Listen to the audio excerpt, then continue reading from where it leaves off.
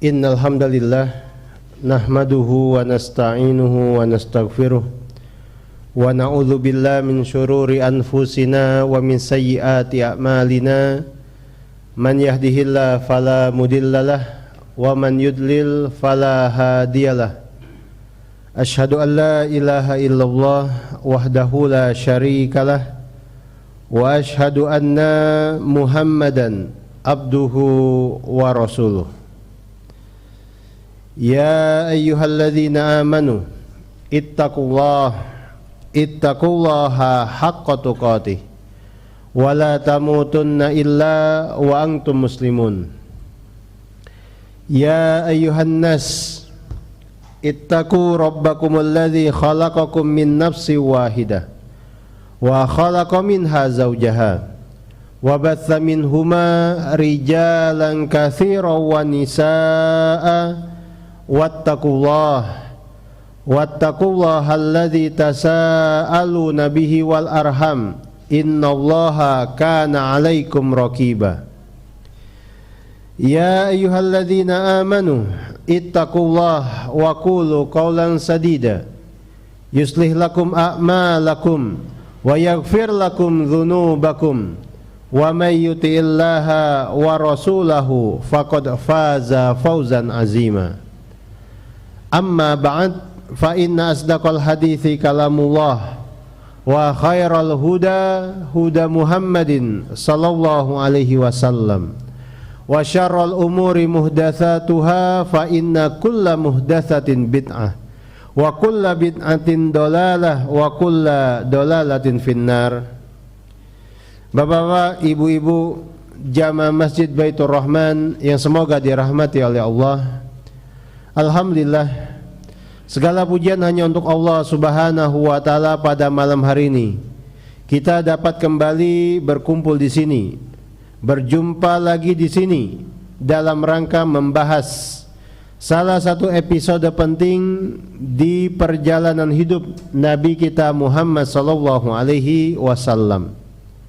Seharusnya sekarang adalah jadwal Al-Ustadz Abu Fakih Abdullah hafizahullahu ta'ala, tetapi qaddarallah wa ma syaa fa'al.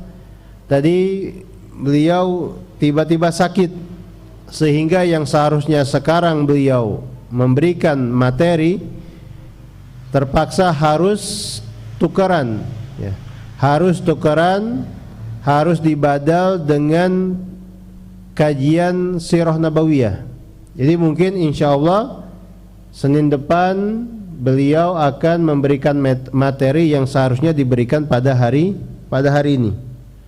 Jadi terpaksa ditukar, dan sekarang kita akan lanjutkan lagi pembahasan kita yang sudah kita mulai pada Senin pekan ketiga bulan kemarin. Pada waktu itu telah kita sampaikan di sini cerita awal mula terjadinya perang Badar. Dan telah kita sebutkan bahwa perang Badar ini adalah peristiwa penting yang terjadi pada tahun kedua Hijriah, di bulan Ramadan, di tanggal 17 hari Jumat. Ini perang Badar 17 Ramadan tahun kedua Hijriah, hari Jumat terjadi perang Badar. Perang Badarnya adalah perang Badar yang pada waktu itu mempertemukan antara dua pihak, kaum muslimin dan orang-orang musyrikin Quraisy. Perang Badar sendiri ini adalah perang pertama kali yang terjadi bentrok senjata antara kaum muslimin dan orang-orang kafir Quraisy. Jadi inilah pertama kalinya ada adu senjata, ada bentrok senjata antara kaum muslimin dan orang-orang kafir. Rasulullah memimpin langsung pasukan. Dan telah kita sampaikan juga bahwa perang Badar yang kita bicarakan ini sebenarnya adalah sesuatu yang tidak disangka-sangka oleh Rasulullah dan para sahabat. Karena memang sebenarnya mereka berangkat dari kota Madinah untuk menghadang kafilah dagang milik orang-orang kafir Quraisy. Jadi sebagaimana tujuannya menghadang kafilah dagang, maka pada waktu itu mereka membawa senjata yang memang itu digunakan untuk menghadang kafilah dagang, bukan untuk berperang menghadapi pasukan musuh yang lengkap senjatanya. Seperti yang kita ketahui, yang namanya kafilah dagang isinya barang-barang dagangan, dan kemudian kafilah dagang itu hanya dikawal sedikit orang, hanya 40 orang. Jadi Rasulullah, para sahabat berangkat dari kota Madinah, dalam bayangan mereka, mereka akan menghadang kafilah dagang yang jumlahnya sedikit, mereka jumlahnya 300 orang. Jadi bisa dibayangkan 300 lawan 40. Artinya secara logika 40 orang musuh yang mengawal kafilah dagang ini insya Allah bisa diatasi dengan mudah oleh 300 orang ini. Oleh 300 orang ini. Nah, itu yang setelah kita sampaikan pada pertemuan sebelum ini. Dan kita sampaikan juga ketika Rasulullah, para sahabat sudah berangkat dari kota Madinah, pada waktu itu Rasulullah tidak mewajibkan para sahabat untuk ikut. Hanya siapa saja yang mau dan orangnya hadir di kota Madinah silakan ikut. Yang ada di kebun gak usah dikasih tahu. Yang ada di pasar, yang ada dalam perjalanan tidak usah ditunggu. Yang hadir saja orangnya, yang kebetulan ada saja di rumah atau di kota Madinah dan bisa dijangkau, itu yang diajak. Mau ikut silakan, tidak ikut juga tidak masalah. Sehingga waktu itu yang ikut bersama Rasulullah hanya 300 belasan orang. 300 belasan orang. Ingat, bayangan mereka menghadang kafilah dagang. 300 belasan orang lawan 40, insya Allah mudah diatasi. Berangkatlah mereka.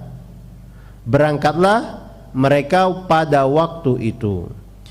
Hadirin jamaah yang semoga dirahmati oleh Allah, ketika mereka, Rasulullah dan pasukan ini berangkat hendak menghadang kafilah dagang, di sisi lain kafilah dagang yang sedang diincar itu dipimpin oleh Abu Sufyan. Abu Sufyan adalah sosok laki-laki yang cerdas. Waktu itu belum masuk Islam. Abu Sufyan dikenal karena kecerdasannya. Ketika menyadari kafilah dagang yang sedang dibawanya memiliki harta yang banyak, menarik, menggiurkan orang-orang yang hendak merampoknya atau menghadangnya, maka sejak keluar wilayah Syam masuk ke jalur yang ada di Jazirah Arab, Abu Sufyan selalu mencari tahu informasi tentang Madinah, selalu bertanya kepada orang-orang yang papasan dengan Abu Sufyan, apakah melihat sesuatu di kota Madinah, melihat pergerakan Muhammad dan sahabat-sahabatnya, apakah tahu ada pasukan bersenjata yang keluar dari kota Madinah. Jadi betul-betul waspada, mencari tahu, mencari informasi. Jalan lewat 2 orang musafir, tanya. Jalan ketemu sama rombongan dagang lainnya, nanya. Lihat Muhammad dan sahabat-sahabatnya tidak? Bagaimana kondisi Madinah sekarang? Dan seterusnya. Jadi menggali informasi terus menerus, sampai kemudian mendapatkan informasi bahwa Muhammad dan sahabat-sahabatnya, kata informan ini, sudah keluar dari kota Madinah. Sudah keluar dari kota Madinah. Dan mereka keluar dari kota Madinah dalam posisi membawa senjata. Ketika mendapatkan informasi seperti itu, Abu Sufyan langsung berhenti. Kemudian menyewa seorang laki-laki untuk secepatnya lari ke kota Mekah, memberitahu kepada orang-orang Mekah bahwa Muhammad dan sahabat-sahabatnya sudah keluar dari kota Madinah hendak menghadang harta milik mereka.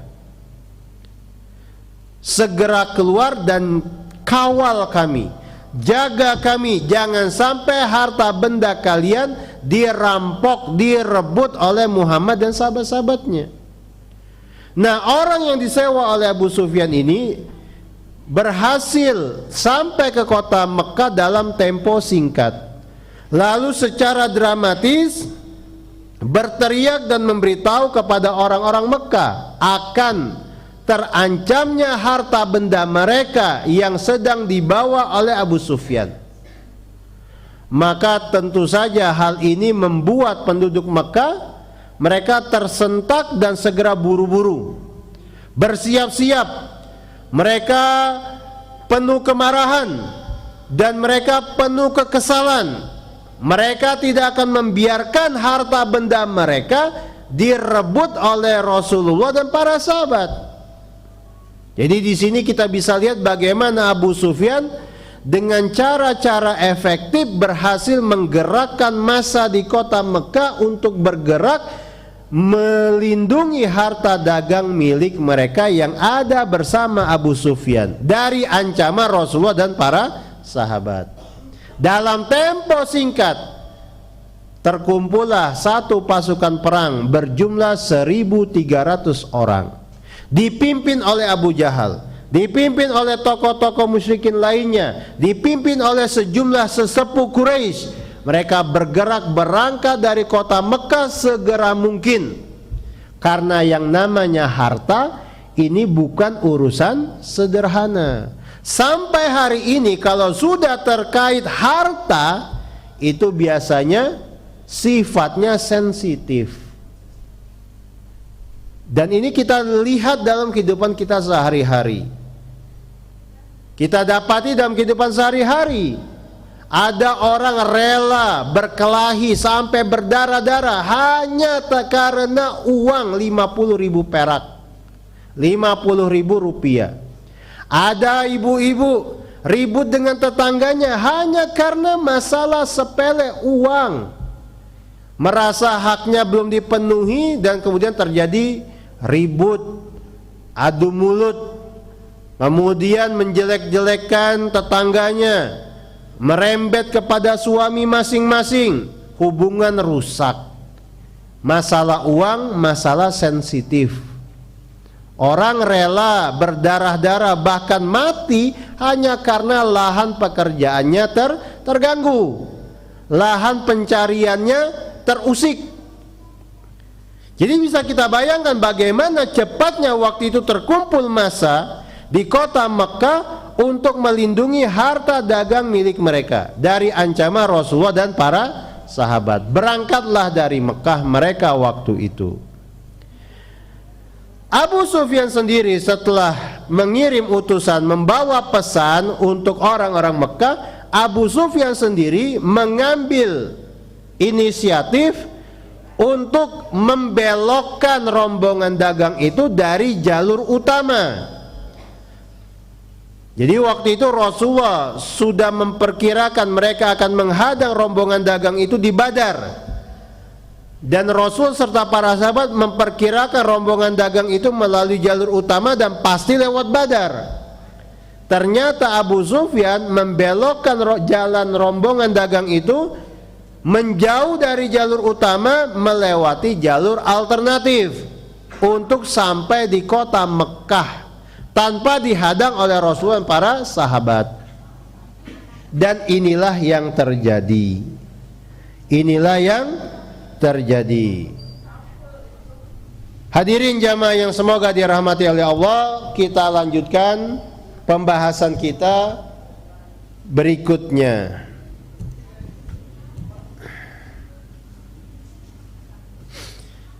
Baik. Abu Sufyan dan rombongan dagang tadi kita sebutkan menjauh dari jalur utama melewati jalur alternatif untuk tiba di kota Mekah, sehingga rombongan dagang itu tidak akan lewat Badar. Sementara Rasulullah masih terus menuju daerah Badar, yakin di sana mereka bisa menghadang rombongan dagang ini. Dan bisa ditebak ketidaktahuan Rasulullah dan para sahabat. Lalu akal Abu Sufyan mengganti jalur. Ini kemudian mempertemukan Rasulullah dan pasukan yang berangkat dari Mekah yang dipimpin oleh Abu Jahal. Abu Sufyan sendiri ketika melewati jalur alternatif yang tadi kita sampaikan, akhirnya tiba dengan selamat di kota Mekah. Jadi ketika Abu Sufyan sampai di kota Mekah, Abu Sufyan mendapati bahwa Abu Jahal dan pasukan perang yang tadi disiapkan sudah berangkat sekian hari sebelumnya. Sehingga ketika tiba di Mekah, Abu Sufyan kemudian membuat satu pesan, satu surat untuk dibawa dan disampaikan kepada Abu Jahal sebagai pemimpin pasukan perang Quraisy. Dalam pesannya, dalam surat untuk Abu Jahal, Abu Sufyan berkata, "Innakum innama kharajatum litamna'u 'irakum wa rijalakum wa amwalakum." Sesungguhnya kalian, maksudnya Abu Sufyan dan pasukan perang itu yang berjumlah 1.300 orang, kalian keluar dari kota Mekah, berangkat dari kota Mekah untuk melindungi rombongan dagang ini, untuk melindungi orang-orang kalian ini, untuk melindungi harta benda kalian ini. Faqad najjahallah, dan sungguh Allah telah menyelamatkan harta-harta kalian ini. Jadi Abu Sufyan ingin menyampaikan pesan, harta kalian yang aku bawa sudah tiba selamat di Mekah. Sudah selamat di Mekah. Kalian keluar dari Mekah beberapa hari lalu untuk melindungi harta ini. Sekarang harta ini sudah sampai di Mekah selamat, nggak ada satu kekurangan apapun. Lalu kata Abu Sufyan, farji'u, ayo pulanglah kalian. Kalian keluar untuk menjaga harta ini, untuk melindungi harta ini, dan harta ini selamat tiba di Mekah. Ayo pulanglah kalian. Maksudnya apa? Nggak ada gunanya lagi. Tujuan sudah terpenuhi. Kalian bisa dapati harta kalian ada di Mekah. Ayo pulang semuanya. Pulang kembali ke sini. Batalkan perjalanan kalian. Jangan teruskan perjalanan ke Badar. Sampai sini bisa dipahami Bapak-bapak, Ibu-ibu? Taib.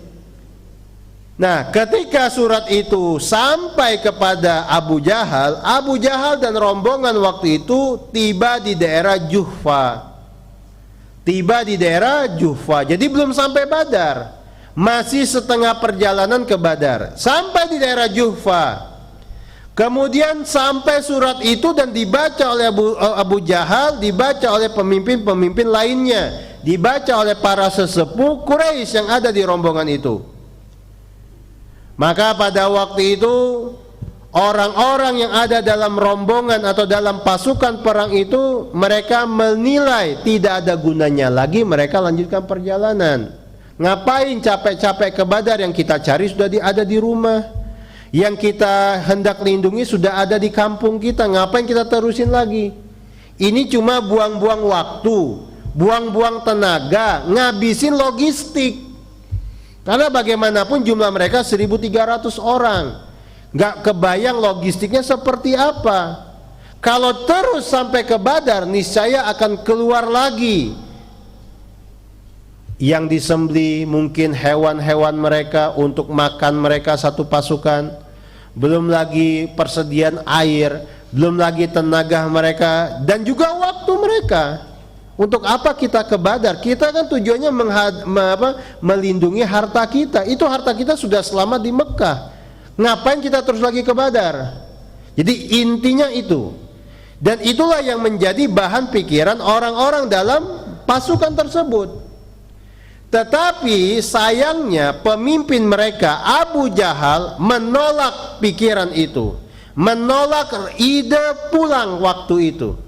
Kata Abu Jahal, "Wallahi la narji'u hatta narida Badron." Demi Allah, kita tidak akan pulang sampai kita tiba di Badar. Kata siapa? Abu Jahal. Fanukima biha thalathan. Sampai di Badar kita akan tinggal di Badar. Kita akan kemah di Badar 3 hari. Wa nanharul jazur. Di Badar kita akan sembelih unta-unta kita, logistik kita. Wa nut'imat ta'am, kita akan makan-makan di sana. Wa naskiyal khamr, kita akan minum-minum di sana. Wa ta'zifa alainal kiyan, budak-budak perempuan kita akan mendendangkan lagu-lagu untuk kita. Jadi maksudnya apa? Enggak, kita terus ke Badar. Kita terus ke Badar, kita singgah di Badar 3 hari, kita pesta pora. Kita makan-makan, kita minum-minum. Budak-budak kita menyanyikan lagu-lagu untuk kita. Oh ya, mumpung masih ingat, bapak-bapak, ibu-ibu, dulu itu di tengah-tengah bangsa Arab yang namanya lagu dan nyanyian itu hanya dilakukan oleh wanita-wanita budak atau budak-budak perempuan. Ada syair, ada lagu, ada syair, ada nyanyian. Yang namanya syair ini bisa digubah, disampaikan oleh semua kalangan, mau laki-laki, perempuan, mau orang dewasa atau anak-anak, mau orang merdeka ataupun budak-budak. Yang namanya syair itu bisa disampaikan, diucapkan oleh siapa? Oleh semua kalangan. Beda dengan lagu dan nyanyian. Lagu dan nyanyian itu hanya disampaikan, didendangkan oleh budak-budak perempuan. Budak-budak perempuan itu ada yang pakai alat musik ketika mendendangkannya, ada yang nggak pakai alat musik. Siapa yang mendendangkannya? Budak-budak perempuan. Sementara laki-laki merdeka, ibu-ibu, ya, mereka hanya penikmat. Dan masing-masing mereka tahu batasan ini. Kalau nyanyian itu begitu, kalau syairnya begini gitu. Jadi nggak ada ceritanya tokoh masyarakat sudah sebe nyanyi, nggak ada ceritanya zaman itu. Zaman Rasul itu terbedakan antara nyanyian dan atau lagu dan syair. Abu Bakar menyampaikan syair-syair indah kepada para sahabat, misalnya di depan para sahabat, ini sesuatu yang biasa, sesuatu yang mulia, bahkan kalau mengandung isi yang dalam, yang deep gitu. Tapi kalau nyanyian atau lagu itu hanya kerjaan budak-budak perempuan. Orang kaya dia beli budak perempuan yang bisa nyanyi, harganya sekian, dibeli untuk nyanyi kalau ada acara-acara penting. Jadi salah besar kalau misalnya syair itu disebut sebagai lagu atau nyanyian. Beda. Zaman Rasulullah itu seperti itu, terbedakan. Yang nyanyi itu hanya budak-budak perempuan. Sementara yang bersyair itu bisa siapa saja, tokoh masyarakat, sesepuh, laki-laki terhormat, laki-laki satria, laki-laki yang pengecut bisa menyampaikan syair-syair. Orang merdeka bisa, budak-budak juga bisa. Karena memang pada dasarnya yang namanya kita manusia ini, setiap kita itu punya rasa puitis dalam dirinya. Setiap kita ada rasa puitis. Tetapi tidak setiap kita bisa menumpahkan rasa puitis itu dalam bentuk satu puisi atau satu syair. Nah, di tengah-tengah bangsa Arab itu, kalau ada orang bisa menggubah syair yang indah, yang mengandung makna yang dalam, dia akan dimuliakan, dia akan dihormati. Tapi kalau nyanyian atau lagu, ya itu mah kerjanya budak-budak perempuan. Itu urusan mereka, kita cuma menikmati. Itu kata mereka di zaman jahiliyah dulu. Dan setelah Islam datang, lagu dan nyanyian itu diharamkan. Sementara syair-syair diizinkan. Rasulullah sendiri punya 3 orang sahabat yang jago bersyair. Bersyair. Mereka ini adalah Hasan bin Thabit Al-Ansari. Hasan bin Thabit Al-Ansari itu penyair Rasulullah, syairu Rasulillah. Kemudian ada juga Ka'ab bin Malik, penyair Rasulullah juga. Kemudian ada lagi Abdullah bin Rawaha, penyair Rasulullah juga. Mereka bertiga dikenal sebagai 3 orang Ansor yang jago bersyair. Mereka ini sering Rasulullah sering Rasulullah perintahkan untuk membalas syair-syair musuh-musuh Rasulullah ketika mereka menjelek-jelekan Rasulullah di dalam syair-syair mereka. Jadi kalau misalnya ada musuh nih, ada orang kafir menggubah syair yang isinya menjelek-jelekan Islam, menjelek-jelekan Rasulullah, Rasulullah suruh salah satu dari 3 penyair ini balas syair mereka. Dari 3 orang ini yang paling jagonya siapa? Hasan bin Thabit Al-Ansari radhiyallahu anhu. Beliau penyair, bukan penyanyi. Syairu Rasulillah. Dan kita nggak dapat cerita Hasan bin Thabit nyanyi sambil pakai alat kayak gitu, enggak. Yang ada beliau disediakan mimbar khusus oleh Rasulullah untuk menyampaikan syair-syair kepada musuh-musuh Rasulullah. Karena Hasan bin Thabit saking jagonya beliau, syair-syair yang beliau gubah ketika disampaikan kepada musuh-musuh Rasulullah itu lebih menyakiti mereka daripada bisa ular.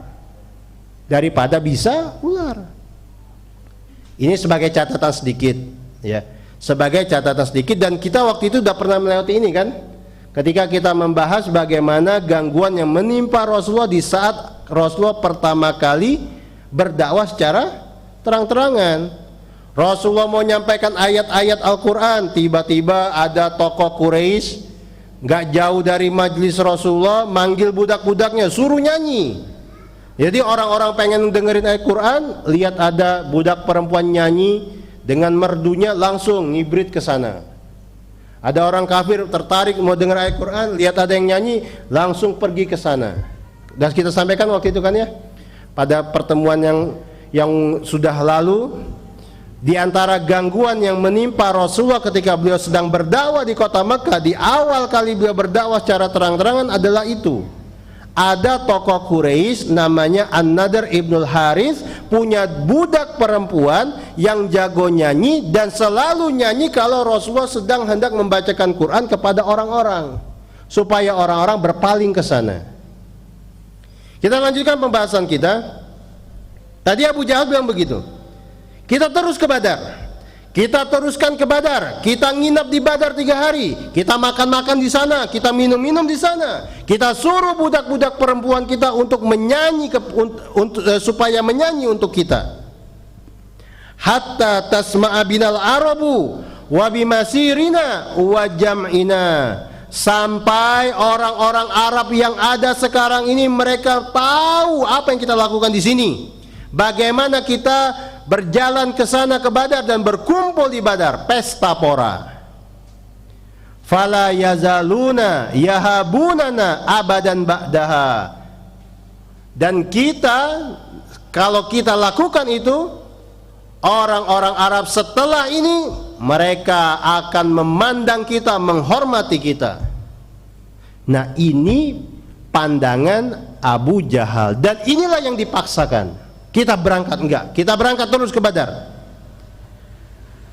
Pada waktu itu ketika Abu Jahal menyampaikan pandangannya seperti ini dan memaksa orang-orang untuk ikut pandangannya seperti ini, terjadilah perpecahan di tengah-tengah pasukan musuh.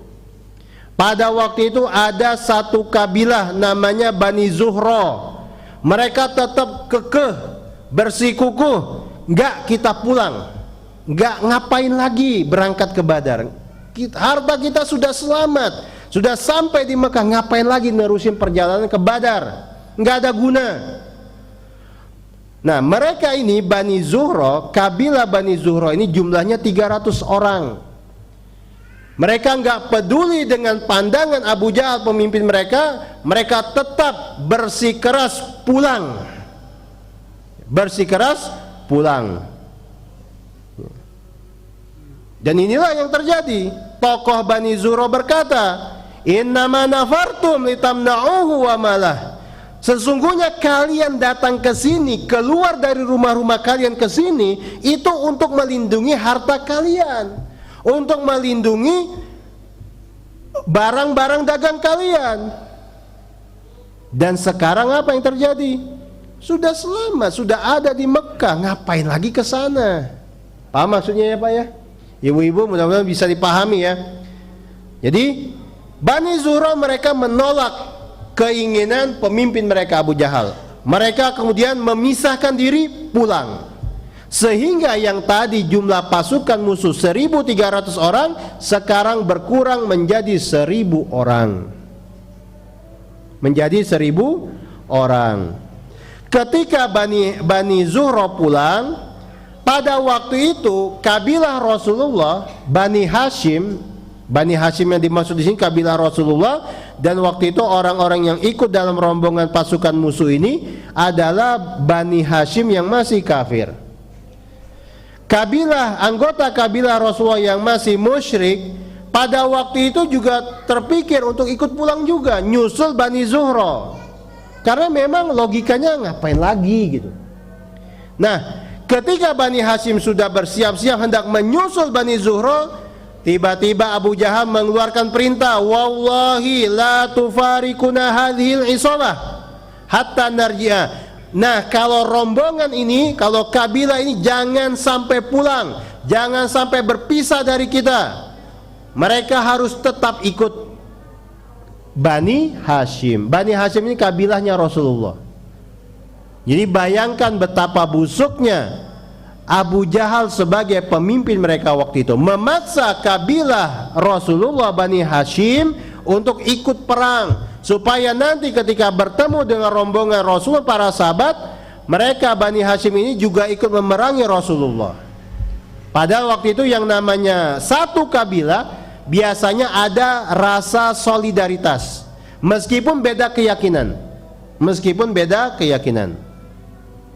Hadirin jamaah yang semoga dirahmati oleh Allah. Nah, inilah yang terjadi waktu itu di daerah Juhfa, pecah persatuan musuh. 300 orang pulang, 1.000 orang meneruskan perjalanan ke Badar karena keegoisan Abu Jahal. Abu Jahal. Kita lanjutkan sedikit lagi sebelum kita sholat Isya. Ketika rombongan Abu Jahal ini sudah berangkat, lalu tadi kita sebutkan cerita mereka sampai di daerah Juhfa. Pada waktu itu Rasulullah masih dalam perjalanan menuju Badar.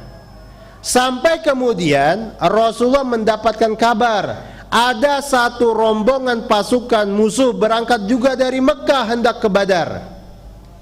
Jadi waktu itu posisinya Rasulullah masih perjalanan ke Badar, hendak menghadang Abu Sufyan dan rombongan dagang. Nah, ketika dalam kondisi seperti itu, Rasulullah tiba-tiba dapat kabar ada satu rombongan lagi menuju Badar dari Mekah dipimpin oleh Abu Jahal. Jadi ada rombongan yang mau dihadang, ada rombongan yang datang dari Mekah. Dalam posisi seperti ini, Rasulullah juga belum tahu kalau rombongan dagang itu sudah pindah jalur dan sudah tiba di Mekah. Bisa dibayangkan ya? Jadi Rasul lagi berjalan menuju Badar dalam posisi yang akan kita hadang rombongan dagang. Lalu dapat kabar ada rombongan musuh yang datang menuju Badar. Dan Rasulullah belum tahu kalau rombongan dagang ini sudah nggak ada lagi. Nah, dalam keadaan seperti itu, dan Rasulullah pada waktu itu melihat ada kemungkinan mereka malah bertemu dengan rombongan Abu Jahal dan pasukannya. Maka Rasulullah memberhentikan pasukan beliau, menyuruh para sahabat berhenti, dan kemudian Rasulullah mengajak mereka bermusyawarah untuk membicarakan apakah mereka teruskan perjalanan ke Badar dengan resiko mereka ketemu rombongan Abu Jahal dan pasukannya, atau kita pulang saja, kita urungkan niat untuk menghadang rombongan dagang Abu Sufyan. Jadi itu inti yang akan dibicarakan dalam musyawarah antara Rasulullah dan para sahabat, bahwa Rasulullah SAW mengadakan musyawarah terlebih dahulu dengan para sahabat untuk membicarakan langkah ke depannya, terus atau pulang. Kalau terus resikonya bisa ketemu dengan Abu Jahal dan pasukan, kalau pulang akan luput dari harta dagangan yang dibawa oleh Abu Sufyan. Rasulullah adakan musyawarah seperti itu. Ini menunjukkan bagaimana beliau memiliki kebiasaan yang positif di tengah-tengah para sahabat beliau. Kata Abu Hurairah radhiyallahu anhu, aku belum pernah menjumpai seorang manusia pun yang lebih sering bermusyawarah dengan orang-orang di sekitarnya kecuali Rasulullah. Dan bermusyawarah, membicarakan urusan bersama, membicarakan permasalahan bersama, ini termasuk diantara ciri orang-orang beriman yang Allah sebutkan di dalam surat Asy-Syura. Jadi bapak-bapak, ibu-ibu jangan pernah lupa bahwa permasalahan bersama yang menimpa kita sebagai masyarakat, sebagai satu komunitas, sebagai satu kelompok, maka pada waktu itu musyawarah di antara cara untuk memecahkannya. Yang namanya musyawarah itu, kita membicarakan solusi dari masalah yang ada. Setiap kita memberikan pandangannya, memberikan sesuatu yang bisa memecahkan permasalahan tersebut. Jadi pandangan yang ada disampaikan, kemudian ditimbang, dinilai mana yang positif, mana yang bisa dilakukan, mana yang paling minim resiko gagalnya, resiko salahnya. Jadi bukan voting, karena sebagian kita masih menganggap bahwasanya musyawarah itu adalah voting. Ini ada solusi nih A, ini solusi B.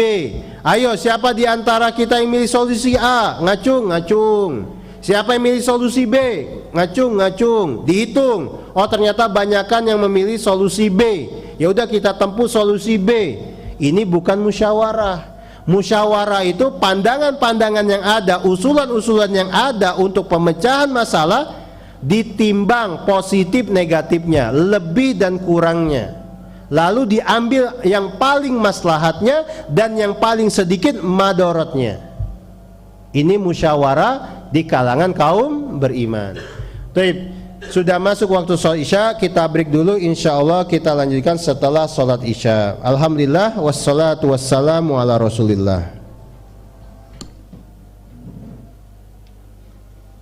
Assalamualaikum warahmatullahi wabarakatuh.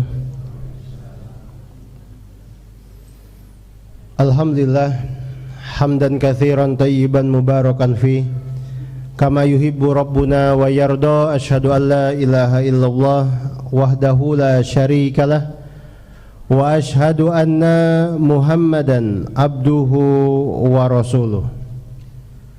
Allahumma salli ala Muhammad wa ala ali Muhammad kama sallaita ala Ibrahim wa ala ali Ibrahim innaka Hamidum Majid. Allahumma barik ala Muhammad wa ala ali Muhammad kama barakta ala Ibrahim wa ala ali Ibrahim innaka Hamidum Majid. Bapak-bapak, ibu-ibu, hadirin jamaah yang semoga dirahmati oleh Allah, kita lanjutkan lagi pembahasan kita yang telah kita mulai dari ba'da maghrib tadi.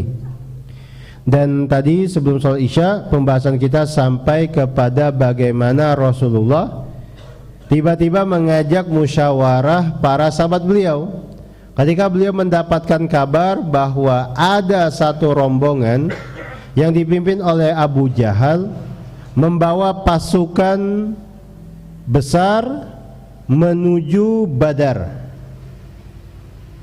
Jadi yang sebenarnya yang sejatinya Rasulullah hendak menghadang rombongan dagang dipimpin oleh Abu Sufyan, sekarang mendapatkan kabar datang rombongan baru dari arah Mekah menuju Badar.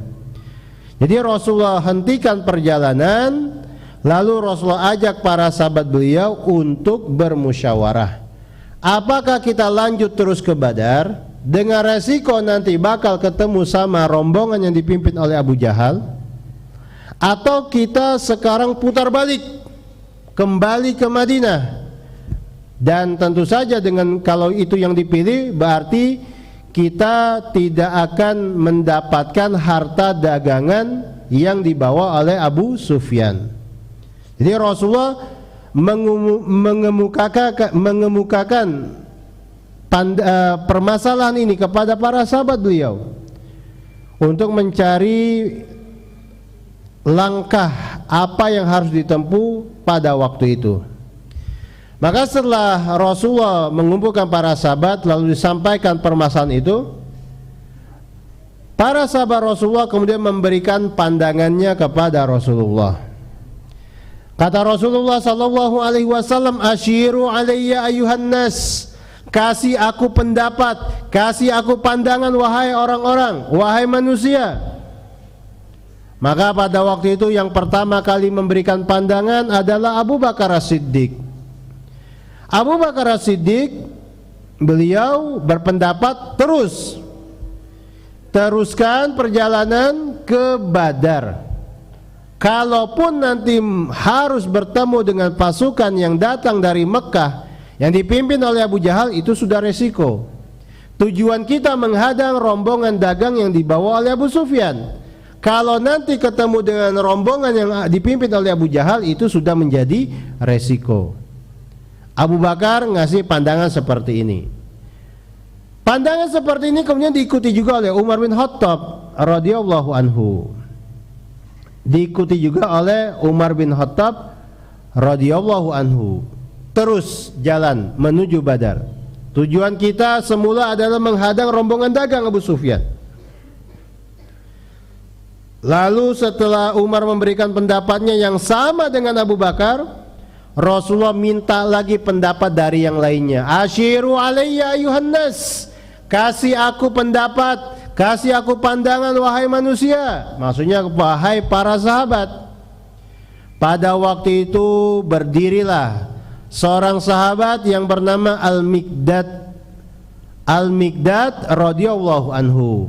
Al-Miqdad ini adalah sahabat Rasulullah yang kemarin pertemuan yang lalu kita sampaikan di sini, salah satu dari dua orang sahabat yang berangkat waktu itu menunggangi kuda. Karena di rombongan Rasulullah hanya dua orang sahabat yang bawa kuda. Pertama Az-Zubair bin Al-Awwam, yang kedua Al-Miqdad radhiyallahu anhuma. Al-Miqdad memberikan pandangannya kepada Rasulullah tentang langkah yang harus diambil. Kata Al-Miqdad, "Ya Rasulullah, wahai Rasulullah, imdi lima arakallah." Teruslah berjalan seperti apa yang Allah inginkan, seperti apa yang Allah tetapkan untukmu. Fanahnu ma'ak, karena sungguh kami bersama dirimu. Wallahi, demi Allah, la naqulu laka kama qalat Banu Israil li Musa. Demi Allah, kami tidak akan berkata kepadamu sebagaimana dulu orang-orang Bani Israel berkata kepada Musa alaihissalam. Maksudnya berkata kepada Nabi Musa ketika Nabi Musa hendak mengajak Bani Israel menyerbu Baitul Maqdis, merebut Baitul Maqdis, menaklukkan Baitul Maqdis. Kami tidak akan berkata seperti yang dikatakan oleh Bani Israel kepada Musa dulu. Apa yang dikatakan Bani Israel kepada Musa? Idhab anta wa rabbuka faqatila inna hahuna qa'idun. Wahai Musa, pergilah engkau dan Tuhanmu, berperanglah kalian berdua. Sungguh kami di sini saja duduk-duduk. Kami nunggu di sini saja. Kata Bani Israel kepada Nabi Musa alaihissalam.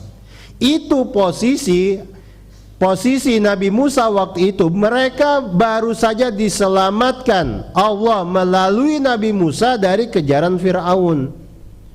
Jadi selamat dari kejaran Fir'aun dan bala tentaranya dihancurkan di Laut Merah. Setelah itu Nabi Musa membawa Bani Israel ke tanah yang dijanjikan kepada mereka, yaitu Baitul Maqdis. Ternyata di Baitul Maqdis waktu itu ada penguasa yang zalim. Ada orang-orang zalim yang menguasai Baitul Maqdis. Nah, Nabi Musa ingin mengajak Bani Israel berangkat bareng-bareng, kita serbu Baitul Maqdis, kita kalahkan orang-orang itu, kita singkirkan orang-orang zalim itu. Jawaban Bani Israel apa? Seperti ini. Pergilah engkau dan Tuhanmu berdua sana. Kami di sini saja nunggu-nunggu kalian. Kata Bani Israel kepada Musa alaihissalam. Kami tidak akan berkata seperti Bani Israel kepada Musa.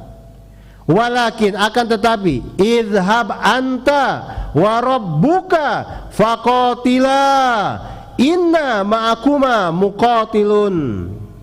Kata sahabat ini, akan tetapi pergilah engkau wahai Rasulullah dan Rabbmu, berperanglah kalian berdua, sesungguhnya kami akan bersama kalian berdua, berperang bersama kalian. Kata siapa? Al-Miqdad.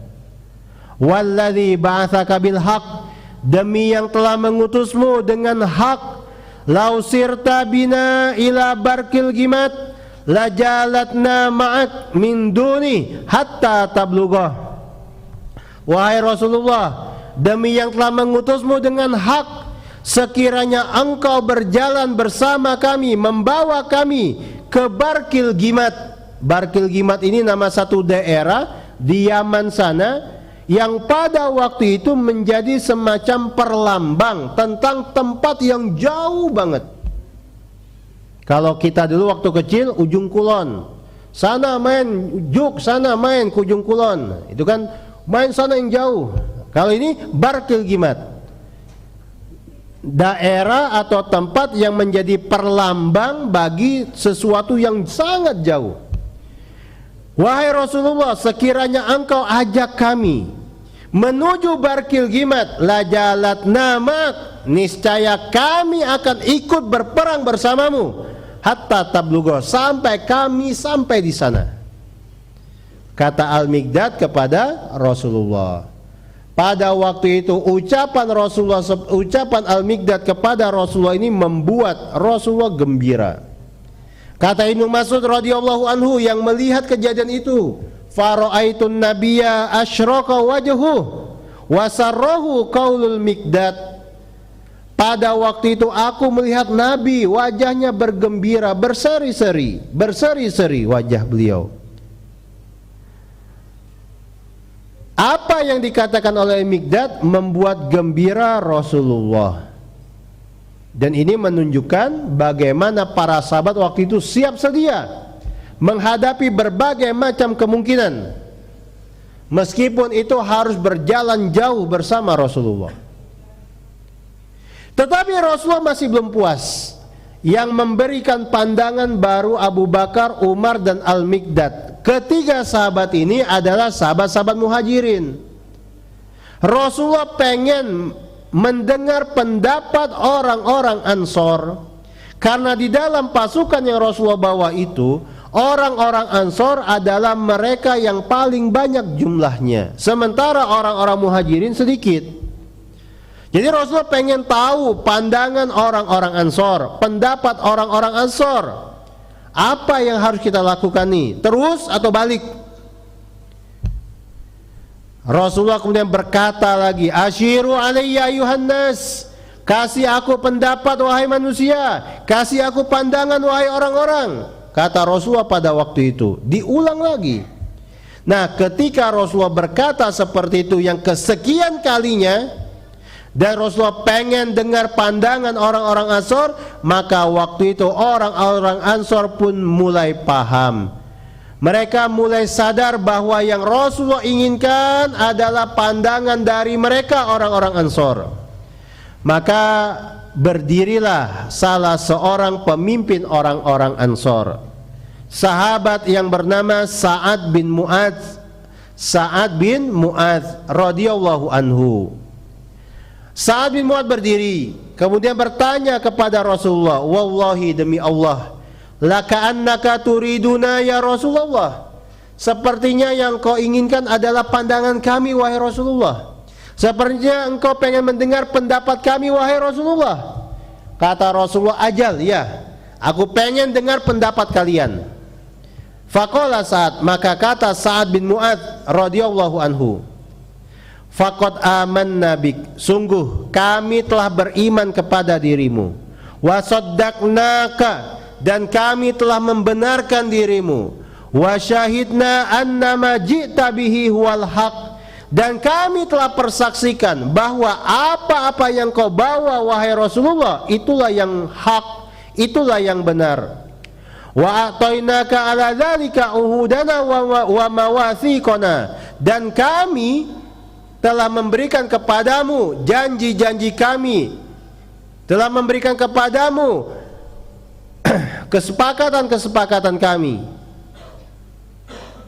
Alas sam'i wat ta'ah, kami telah berjanji kepadamu untuk mendengar dan menaati dirimu. Famdi ya Rasulullah, teruslah berjalan wahai Rasulullah, teruslah melangkah wahai Rasulullah. Lima aratta fanahnu ma'ak, teruskan perjalanan ini wahai Rasulullah, dan kami akan bersama dirimu. Fawalladzi ba'atsaka bil haqq, demi yang telah mengutus dirimu dengan hak, law ista'radta bina hadzal bahra fakhuttahu lahutnahu ma'ak, demi yang telah mengutus dirimu dengan hak wahai Rasulullah, sekiranya engkau mengajak kami, menawarkan kami untuk masuk ke dalam lautan, mengarungi lautan, niscaya kami akan menyertai dirimu. Kata siapa? Sahabat Sa'ad bin Mu'adz. Ma takhallafa minna rajulun wahidun, tidak akan ada seorang pun dari kami yang akan menyelisihi dirimu. Tidak akan ada seorang pun dari kami orang-orang Ansor sekarang yang akan absen kalau engkau ajak kami pergi ke laut. Ma nakrahu antalqa bina aduwana godan, sungguh besok engkau, kata Sa'ad bin Mu'adz, wa ma nakrahu antalqa bina aduwana godan, dan kami tidak akan membuatmu enggak suka ketika engkau bertemu musuh besok. Ketika engkau bertemu musuh besok. Inna la sabrun fil harbi, sungguh kami ini orang-orang Ansor adalah orang-orang yang tabah ketika perang. Sudukun fil liqa, kami adalah orang-orang yang siap menghadapi musuh-musuh ketika bertemu. Wala allallaha yuriyaka minna ma taqarru bihi ainuk, dan mudah-mudahan Allah akan memperlihatkan kepadamu besok dari kami orang-orang Ansor sesuatu yang bisa menyejukkan pandanganmu. Fasir bina ala barakatillah, ayo berjalan bersama kami, berjalanlah, teruskan langkah di atas barokah dari Allah. Nah, ini pandangan pemimpin orang-orang Ansor, Sa'ad bin Mu'adz radhiyallahu anhu.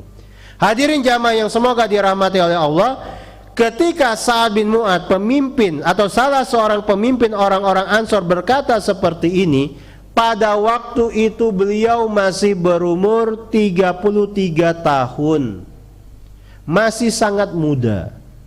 Tapi apa yang tadi disampaikan adalah sesuatu yang patut dicatat dalam lembaran sejarah. Bagaimana beliau mewakili kaumnya, siap sedia mengiringi Rasulullah, meskipun itu harus masuk ke dalam laut, meskipun itu harus menyelam ke dalam laut, mereka siap diajak Rasulullah kemana saja, menghadapi musuh-musuh beliau, mereka siap. Sehingga dengan ucapan tadi, fasurra Rasulullah pun menjadi gembira, menjadi senang mendengarkan jawaban dari Sa'ad bin Mu'adz, mendengarkan ucapan dari Sa'ad bin Mu'adz radhiyallahu anhu, dan membuat Rasulullah sallallahu alaihi wasallam bersemangat ketika mendapatkan ucapan seperti itu, seperti yang tadi kita sampaikan. Lalu Rasulullah pun bersabda kepada para sahabat beliau yang hadir waktu itu, siru ala bismillah, ayo berjalanlah kalian dengan nama Allah, wa abshiru, dan bergembiralah, fa innallaha qad wa'adani ihdat ta'ifatain, sungguh Allah telah menjanjikan kepadaku salah satu dari dua kelompok yang ada di depan. Maksudnya dua kelompok itu rombongan dagang atau pasukan yang datang dari Mekah. Jadi Allah sudah memberikan kabar, menjanjikan kepada Rasulullah, mereka akan ketemu salah satu dari dua kelompok di depan. Bisa jadi kelompok yang dipimpin oleh Abu Sufyan, berarti isinya harta benda, harta dagangan, atau kelompok yang dipimpin oleh Abu Jahal yang isinya pasukan siap perang. Dan kita dapati para sahabat siap sedia menghadapi berbagai macam kemungkinan. Fa innallaha ta'ala qad wa'adani ihdat ta'ifatain. Sungguh Allah telah menjanjikan kepadaku salah satu dari dua kelompok di depan. Wallahi, demi Allah, la ka'annil an anzuru ila masari'il qaum. Demi Allah, seolah-olah aku sekarang bisa melihat ke tempat-tempat yang mereka nanti akan terbaring, terkapar, bersimbah darah. Jadi Rasulullah kabarkan itu setelah mendapatkan kepastian dari para sahabat beliau. Nah, setelah itu Rasulullah menyiagakan pasukan dan melanjutkan perjalanan. Maka mereka pun meneruskan perjalanan menuju Badar. Dan kali ini perjalanan ini berlangsung di hari Kamis. Jadi musyawarah tadi terjadi ketika hari Kamis. Mereka sebentar lagi sampai di Badar. Maka berjalanlah mereka meneruskan perjalanan itu menuju Badar, dan itu adalah hari Kamis. Dalam perjalanan menuju Badar, Rasulullah SAW beliau sempat melakukan pencarian informasi. Pada waktu itu Rasulullah mengajak Abu Bakar berdua mendahului pasukan menuju Badar untuk menggali informasi lebih jauh tentang musuh yang bakal mereka hadapi di depan. Jadi Rasulullah bersama Abu Bakar mencari tahu kepada orang-orang yang ditemui di dekat Badar, kira-kira apakah ada yang melihat pergerakan salah satu dari dua kelompok, pasukan yang dipimpin oleh Abu Jahal atau rombongan dagang yang dipimpin oleh Abu Sufyan. Jadi Rasulullah sebagai pemimpin pada waktu itu, beliau ikut langsung meninjau kondisi yang ada, mencari tahu kabar tentang musuh-musuh yang bakal dihadapi. Jadi tidak selamanya seorang pemimpin, dalam hal ini Rasulullah, menugaskan anak buahnya, menugaskan para sahabatnya untuk menjadi mata-mata, menggali informasi, mencari tahu situasi yang terkini. Di sini kita lihat Rasulullah pun begitu, beliau sendiri yang mencari tahu informasi terkini. Beliau tinggalkan pasukan, mendahului mereka bersama Abu Bakar menuju ke arah Badar. Beliau ingin tahu, melihat kepastian siapa kiranya yang bakal dihadapi oleh mereka nanti. Dan ini terjadi pada hari Kamis.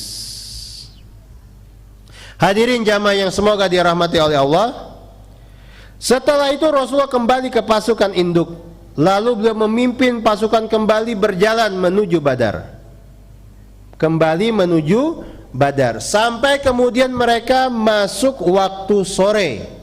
Sampai mereka masuk waktu sore. Ketika masuk waktu sore dan mereka belum sebentar lagi tiba di Badar, Rasulullah menghentikan pasukan, lalu menugaskan beberapa orang sahabat beliau untuk mencari informasi terkini di daerah Badar. Nah, kalau kali ini Rasulullah tugaskan beberapa orang sahabat tertentu untuk pergi ke Badar, melihat situasi terkini. Maka waktu itu diutuslah beberapa orang sahabat beliau, seperti Ali bin Abi Thalib, Az-Zubair ibn al-Awwam, kemudian Sa'ad bin Abi Waqqas dan beberapa sahabat lainnya. Mereka berangkat menuju Badar. Ingat, Badar itu daerah yang di sana ada mata air bernama Badar. Dan bagi para musafir, daerah Badar itu seperti rest area. Artinya ketika mereka lewat daerah Badar, biasanya mereka singgah, mengisi persediaan air minum mereka, atau sekedar istirahat atau bebersihan. Setelah itu melanjutkan lagi perjalanan mereka, baik yang menuju Syam atau yang menuju pulang ke Mekah. Jadi mereka waktu itu diperintah oleh Rasulullah berangkat lagi ke Badar, meninjau daerah Badar, melihat situasi terkini di Badar. Ternyata para sahabat ini ketika tiba di daerah Badar, mereka mendapati ada dua orang budak sedang mengambil air minum. Maka mereka pun segera menangkap dua budak ini dan kemudian membawa budak itu untuk menemui Rasulullah sallallahu alaihi wasallam. Jadi dua budak tadi langsung diringkus, dibawa supaya bisa ketemu sama Rasulullah. Mereka pun membawa, lalu mereka tiba di pasukan mereka. Pada waktu itu mereka mendapati Rasulullah sedang sholat. Waktu itu Rasulullah sedang sholat. Maka para sahabat ini mereka pun memulai berinisiatif untuk memulai interogasi terhadap dua budak tadi. Mereka bertanya kepada dua budak tadi. Ya, mereka bertanya kepada dua budak tadi. Ya, dua budak laki-laki. Mereka bertanya, para sahabat ini bertanya kepada dua budak tadi tentang posisi Abu Sufyan dan rombongan dagang yang dibawanya. Maka budak tadi menjawab, "Amma Abu Sufyan falaisa li bihi ilmun." Adapun rombongan Abu Sufyan, maka aku enggak tahu. Jadi salah seorang budak tadi menjawab, "Aku enggak tahu di mana posisinya. Walakin hadhihi Quraisy wa Abu Jahlin wa Umayyah wa qad ja'at." Tetapi ini yang ada di sekitar Badar hanyalah rombongan Quraisy yang datang dari Mekah. Abu Jahal ada di sana, Umayyah bin Khalaf ada juga di sana. Mereka sudah datang dekat dari daerah Badar. Jadi di dekat daerah Badar itu ada semacam bukit. Nah, rombongan Abu Jahal itu ada di balik bukit itu. Mereka cerita, kalau Abu Sufyan kami nggak tahu, tapi kalau misalkan Abu Jahal dan orang-orang kafir, orang-orang Quraisy, mereka sudah dekat posisi dengan Badar. Ketika mendapatkan jawaban seperti itu, para sahabat ini nggak terima, lalu memukul dua budak tadi. Kenapa mereka memukul dua budak tadi? Karena para sahabat ini di dalam hati mereka berharap posisi yang terdekat dari Badar itu rombongan dagang milik Abu Sufyan. Kalau itu yang terjadi, maka tugas mereka ringan.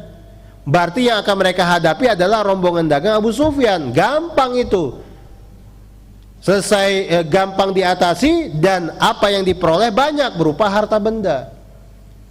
Jadi ini harapan para sahabat itu. Sehingga ketika mereka mendapatkan jawaban seperti tadi, kalau Abu Sufyan nggak ada, nggak tahu kami, tapi kalau Abu Jahal kami tahu dekat dengan Badar, maka pun langsung memukuli dua budak tadi. Ketika budak-budak itu dipukuli, mereka pun segera berbohong. Iya benar, Abu Sufyan ada dekat Badar. Rombongan Abu Sufyan ada dekat Badar. Maka mereka pun berhenti memukuli dua budak tadi. Jadi pas bohong mereka berhenti. Dan itulah harapan mereka. Mereka pengen Abu Sufyan ada di dekat Badar, sehingga tugas mereka ringan. Kalau ketemu yang satu lagi, tugas mereka berat. Dan ini apa yang ada di dalam hati-hati mereka, keinginan mereka. Selesai. Lalu mereka tanya lagi. Ketika budak-budak tadi berhenti dipukuli, mereka sudah tenang, ditanya lagi oleh sahabat-sahabat tersebut. Jawabannya kayak tadi juga. Kalau Abu Sufyan kami nggak tahu, kalau Abu Jahal itu ada sana dekat Badar. Dipukuli lagi mereka oleh para sahabat ini. Dan itu terulang sampai kemudian datang Rasulullah sallallahu alaihi wasallam. Ketika Rasulullah melihat apa yang dilakukan para sahabat tadi, Rasulullah pun menegur mereka. Innakum la tatribunahu idza sadaqakum wa tad'unahu idza kadzabakum. Kalian ini kalau mereka jujur kalian pukuli mereka. Tapi kalau mereka bohong, kalian lepaskan mereka. Jadi ditegur oleh Rasulullah. Tindakan sahabat tersebut, dipukuli pas jujur, dibiarkan pas bohong. Nah, setelah itu Rasul ambil alih interogasi. Rasulullah bertanya baik-baik kepada mereka. Kata Rasulullah sallallahu alaihi wasallam bertanya kepada dua budak yang tadi ditangkap, "Kamil qaum." Ada berapa jumlah rombongan tersebut? Maksudnya rombongan Quraisy. Kata budak yang tadi ditangkap, Hum wallahi katsirun adaduhum. Mereka itu demi Allah jumlahnya banyak. Syadidun ba'thuhum. Kekuatan mereka pol. Betul-betul kuat mereka. Kata budak tadi menjawab pertanyaan Rasulullah. Rasulullah ulangi lagi, kamil qaum, berapa jumlah mereka? Mereka jawab seperti itu lagi. Mereka jawab seperti itu lagi. Jadi ketika ditanya oleh Rasulullah, mereka enggak menjawab dengan angka. Pokoknya banyak dan hebat kekuatan mereka. Akhirnya Rasulullah ganti pertanyaan dengan pertanyaan yang sederhana. Kam yanharuna minal juzur. Berapa ekor mereka menyembelih unta seharinya? Qala ashron kulla yaum. Seharinya rombongan Abu Jahal menyembelih sebanyak 10 ekor. Ini pertanyaan sederhana kan? Pada dikasih pertanyaan sederhana ini mereka langsung klik, langsung 10 ekor. Sehari mereka menyembelih 10 ekor unta. Ketika mendapatkan jawaban seperti ini, Rasul langsung bisa menyimpulkan al-qaum alfun. Kalau begitu jumlah mereka ada 1000. Kullu jazurin limi'atin wa tabaiha. Sebab setiap satu ekor unta kalau disembelih itu bisa dipakai untuk makan 100 orang. Jadi bayangkan logistik yang waktu itu dibawa oleh pasukan yang berangkat dari Mekah. Sehari mereka menyembelih sekian ekor unta. Kalau jumlah mereka 1000, berarti sehari disembelih sekitar 10 unta. Mereka sudah berjalan sampai ke Badar berapa hari? Berarti betul-betul luar biasa logistik mereka waktu itu. Luar biasa besar logistik mereka waktu itu. Lalu Rasulullah bertanya lagi kepada mereka, faman fihi min asyrafi Quraisy. Siapa saja pemimpin-pemimpin Quraisy yang ada di tengah-tengah rombongan itu? Maka dua budak tadi menjawab, Utbah bin Rabi'ah, Syaibah bin Rabi'ah, Abul Buhturi bin Hisham, Hakim bin Hizam, Naufal bin Huwailid, Al-Haris bin Amir, Tu'aimah bin Adi, Wan Nadar ibn al-Haris, wa Zam'a bin al-Aswad, wa Abu Jahlin, wa Umayyah bin Khalaf, wa Nubaih wa Munabbih ibn al-Hajjaj, wa Suhail ibn Amr, wa Amr ibn Wud. Disebutkan nama-nama yang tadi kita bacakan. Dan nama-nama yang tadi kita bacakan ini adalah tokoh-tokoh penting Quraisy. Tokoh-tokoh penting Quraisy, dan ada beberapa yang disebut sebagai sesepuh Quraisy. Ketika mendengarkan jawaban nama-nama itu, Rasulullah Shallallahu Alaihi Wasallam langsung memberikan kabar gembira ini kepada para sahabat beliau. Hadhihi Makkah, qad alqat ilaikum afladal akbadiha. Wahai para sahabat, wahai kaum, wahai orang-orang, lihat ini, Makkah telah mempersembahkan jantung hati mereka. Jadi Rasulullah bergembira dengan adanya tokoh-tokoh tersebut di dalam rombongan yang sudah tiba di dekat Badar. Jadi alih-alih takut, alih-alih kecut, Rasulullah bergembira. Mekah telah mengirimkan jantung-jantung hati mereka, orang-orang terbaik mereka, pentolan-pentolan Quraisynya. Dan inilah Rasulullah Sallallahu Alaihi Wasallam. Beliau tidak gentar mendengar nama-nama itu, bahkan sebaliknya bergembira. Dan beliau sangat siap menghadapi berbagai macam kemungkinan. Bagaimana jalannya perang Badar berikutnya, insya Allah kita bahas pada pertemuan yang akan datang. Di sini, alhamdulillah, wassalatu wassalamu ala rasulillah. Allahu a'lam bishawab. Subhanakallahumma wa bihamdika, asyhadu an la ilaha illa anta, astaghfiruka wa atubu ilaik. Assalamualaikum warahmatullahi wabarakatuh.